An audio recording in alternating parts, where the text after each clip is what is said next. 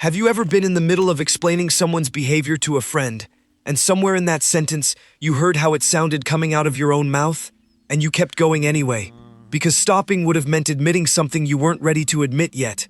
Or maybe it's quieter than that. Maybe it's that you can describe the best week of this relationship in perfect detail. The trip, the thing they said in the car, the way they looked at you.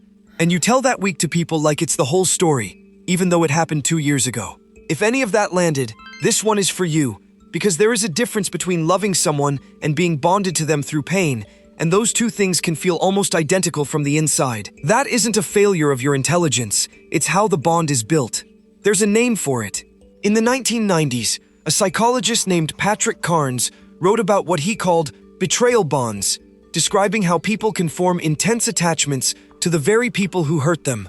Before him, researchers Dutton and Dutton Painter studied the same pattern under the term traumatic bonding, and they pointed at two ingredients. 1. A real imbalance of power. 2. Harm that comes and goes instead of staying constant. That second ingredient is the whole engine. So let's slow down on it.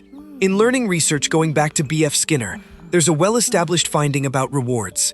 If something gives you what you want every single time, you relax. If it gives you nothing, ever, you stop trying. But if it pays out unpredictably, sometimes yes, sometimes nothing. That is the pattern that produces the most persistent behavior and the hardest to extinguish. It's the reason a slot machine feels different from a vending machine. Psychologists call it intermittent reinforcement, and a relationship can run on it without anyone planning it that way. So here's what it actually looks like on a Wednesday. 3 days of one-word texts and a closed door, and you're going through your own week frame by frame, trying to find what you did. Then, with no explanation, they're back. They make coffee the way you like it. They bring up something you mentioned weeks ago, and you realize they were listening the whole time. And the relief that floods your body in that moment is enormous, bigger than ordinary happiness. That relief is not evidence of love. That relief is what it feels like when a threat gets switched off, and your nervous system remembers the relief, not the 3 days. So the next cold spell, you wait for it again. Look at what else this quietly does to your daily life. You've gotten very good at reading a room that only has one other person in it. You know from the way a car door closes outside what kind of evening this is going to be. You draft a text, read it back as though you were them, delete a sentence that could be taken wrong, and send a shorter version. You've said sorry for things you did not do, because the apology ends it faster, and you were tired. You scroll back through old messages looking for proof that they were kind, because you need the evidence to hold up against what happened this week. You keep photos, not for the memory, but for the argument you're having with yourself. You've also gotten smaller in public.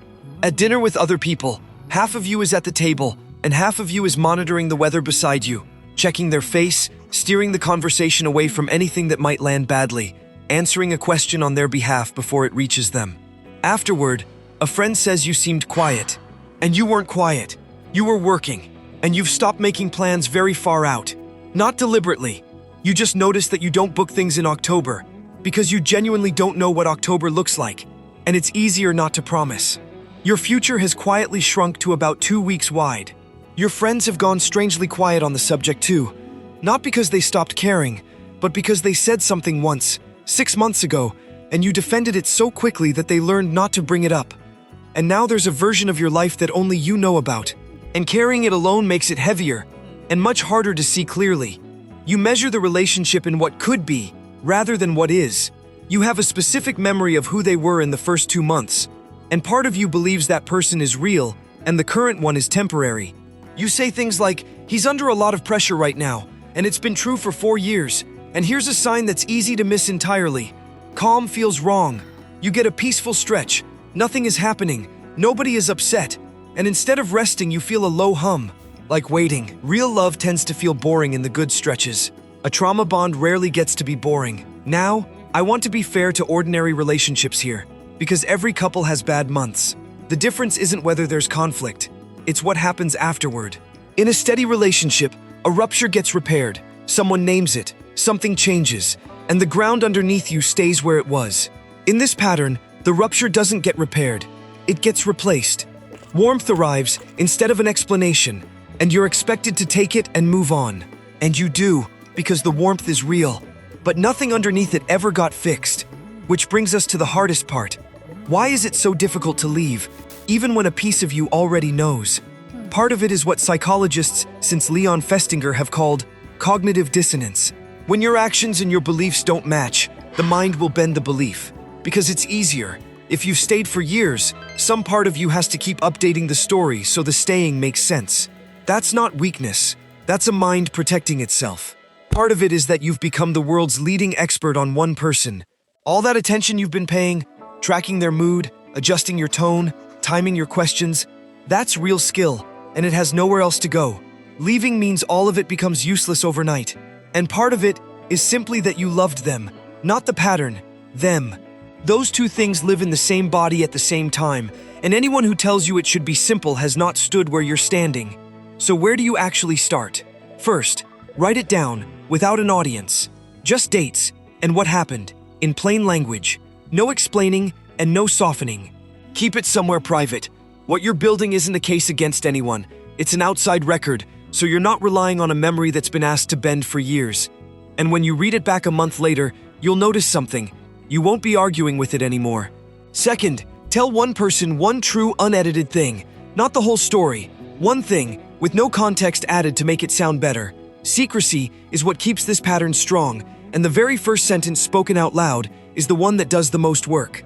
Third, notice what your body does. Try naming the moment as it happens. This is relief, not joy. This is my shoulders coming down after 3 days of being up. You're not deciding anything yet. You're just learning to tell the difference between calm and the absence of threat. Because your body already knows, and it's been telling you. Fourth, rebuild one thing outside the relationship. The friend you stopped texting, the Sunday class you dropped. One ordinary standing commitment that has nothing to do with them. Not as an escape plan, just so your world has more than one room in it again. And fifth, talk to someone trained for this. A therapist who works with trauma and attachment can help you see the shape of it far faster than you can alone, and this genuinely is one of those things that goes better with another person in the room. If there's ever been physical violence, a threat, or you feel unsafe, please treat that as its own category. That's the moment to reach out to a domestic violence hotline, or someone you trust, right away, not after you've figured everything out. I want to be careful here because it isn't my place, or anyone's on the internet, to tell you what your relationship is. I can't diagnose you from here, and I'm not going to tell you to stay or to go. That is genuinely yours. What I can say is that people in this pattern usually don't need more advice. They need permission to see clearly, without having to decide anything in the same breath. And one more thing, because it matters. If you recognized yourself in this, it does not mean you're broken or naive or that you have bad judgment. Bonds like this form fastest in people who are loyal, who take promises seriously, who are willing to keep working on something. Those are good qualities. They just got pointed somewhere that couldn't hold them. Here's what I'd like you to carry out of this.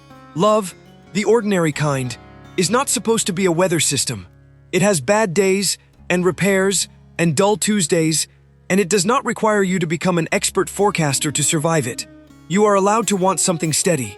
Not something that proves itself in dramatic apologies, but something that's simply there on a normal night, when nothing is wrong and nothing needs fixing, and you can finally put down the thing you've been carrying and just sit. You're allowed to want that. And you don't have to earn it by suffering first.